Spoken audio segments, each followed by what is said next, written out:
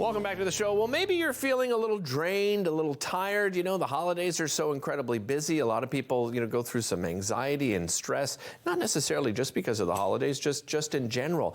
So how can we implement something as simple, and I say simple, but many of us don't do it properly, napping at some point during the day? I'm joined by podcast host of the Juggle is Real, Andryanna Gonko, joining me here on the show. Welcome back to the show. How are you? Hi, Derek. I'm doing well, thanks. How are you? I'm doing great. So, Andryanna, I have to ask you this. Over the holidays, were you able to implement getting some downtime and even napping yourself? I don't know if the holidays is the best representation. I have 3 young boys, ages 8, 6, and 22 months. So you know what? When they're home, it is a little bit of a busier time. But I will tell you that when my toddler goes down for his nap, I will often grab a quick 15 to 20 minutes for myself, and that involves taking a nap. So let's talk about the benefits of that. I think, there's been a lot of research and a lot of studies over the years, and people may not realize how much time and effort has been put into it. What are some of the benefits, Andryanna? Exactly. You know what? Sometimes I think some of us find it a little bit taboo, or we don't want to seem lazy, or we have so much to do that we just push, and we don't get as much done. But studies show, actually, the Harvard Medical School reported in 2009 that a short nap, 15 to 30 minutes, is more effective than getting more sleep at night or having that mid-afternoon caffeine fix in terms of curing that drowsiness. The best part is that it's going to make you more productive, more efficient, so you'll be able to do more in a shorter period of time. So I think it's a win-win situation, don't you? Oh, absolutely. And so is it a disadvantage then, taking a nap longer than that 15 to 30 minutes? What's sort of the cons of doing that? Well, we just want to be careful because we don't want to go into a longer rest period that then sends us into a deeper sleep cycle, because then it's going to be a little bit harder to wake up from that. We're going to feel groggier. We're going to feel more tired. So just a short amount of time is really all that we need for that effectiveness. And you have some products that you recommend that can actually help us. So let's start with bedding. What do you recommend, and why is bedding so important? Yes, well, we want to be able to wind down quickly, have a short nap, and then pick up with the rest of our day. I'm sure we can all attest that a blanket is going to be that number one source that's going to help us set the mood, set the tone, tell our bodies that it's time for a nap. We have some beautiful hand knit blankets from my mother-in-law. Depending on where you are, you might just want to grab a scarf or a shawl. I personally love a weighted blanket, and this is my personal weighted blanket here. It is the Napper, aptly named by Bearby, and it is a chunky knit. It is so cozy, and it has that heaviness to it. All the science about weighted blankets really allows your body to just enter into that sleep mode very quickly. Scent is another thing that you recommend. Why is scent important, and what sort of products do you recommend?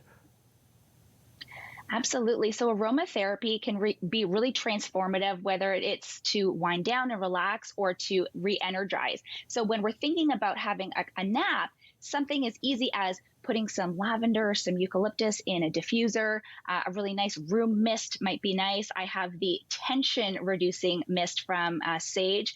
And you know what? Depending on where you are, a roll-on applicator is really easy and really effective. This one is from Sage as well. It's called the Peppermint Halo. You just put a little bit on your wrists, maybe behind your ears. It just signals to the brain that it's time to rest and relax. So it's really, really effective. Does it matter what location that you choose? Some people sort of pass out on the couch, and some people will make their way up to the bedroom, or maybe fall asleep in their lounging chair. Does it matter where you nap? I think it's personal preference, and I think it's whatever you can get your hands on, right? So I think as long as you can find a space that's relatively quiet, you can close the blinds. If you have those beautiful fancy blinds like your first guest had, definitely get those closed up, signaling to your brain, that it's time to get those distractions aside, putting an eye mask on. I have this really, really nice weighted eye pillow. It's from Scoria World. It's actually infused with organic lavender. So it's double aromatherapy plus that eye pillow, or just having some ambient music on. I like to listen to a guided meditation so it can kind of just help me soothe and wind down and take my mind off of the to-do list and really just be distraction free. What do you say to people that say, oh, you know what, my life is so busy, I don't have time to do something like that? What do you say to that argument? You know what? I was one of those people myself. I sometimes when we become overwhelmed, when we have a lot to do, we find it hard to stop and pause.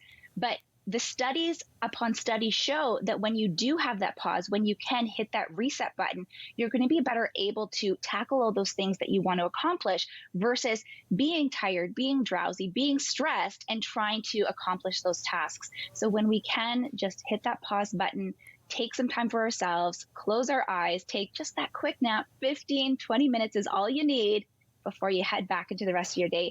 It's going to help you be more effective and more productive. And I think that's what most of us are looking for anyway. Can you go from doing to napping in a very short period of time? Is that possible? Well, what the studies actually show is that instead of saying, for instance, having a very specific time, if you're not tired, you don't need to take a nap. Okay. But if you're feeling tired, if you find yourself being tired, that's the sweet spot. You want to be able to take those quick 15 minutes at a time when you're feeling drowsy, when you're feeling like you could use a little bit of shut eye, and then it's going to help you to wind down even faster. But when you use these tools, something as simple as a blanket, something as easy as, putting on some soothing music into your earbuds, that's going to help you to, wind down a lot faster. I'm one of those people that if I take a nap, I will not wake up. So do you recommend sort of setting a timer, an alarm of some kind to make sure you get up? Because as you said, you shouldn't nap too long. Exactly. That is the most important part, Derek.